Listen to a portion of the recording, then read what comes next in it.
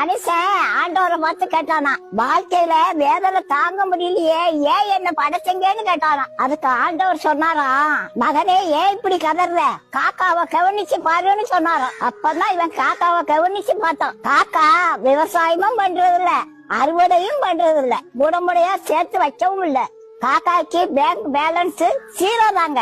அதுக்கு பேங்க் அக்கௌண்டே கிடையாதுங்க. நம்புங்க, காக்கா போய் சொல்லாது. காக்கா யாராவது சாப்பாடு கொடுத்தா தனியா சாப்பிடாதுங்க. சித்தப்பாங்க ஓடிவாங்க, பெரியப்பாங்க ஓடிவாங்க, என் மச்சாங்க ஓடிவா, என் மாப்பிள்ளைங்க ஓடிவா, இந்த மகராச சோத்தராரு எல்லாரும் ஓடிவாங்க அப்படின்னு கூப்பிடும். ஒரு காக்கா செத்து போயிட்டா எல்லா காக்காவும் கூப்பாடு போட்டு ஆடும். அதுக்கு கடனும் கிடையாது, சுகர் பிரஷர் வியாதியும் கிடையாது. அது வாடகை வீட்டுல குடியிருக்காது, எல்லாம் சொந்த வீடு. இத கவனிச்சு பார்த்த மனுஷன் எப்பேற்பட்டவன்னு தெரியுமா?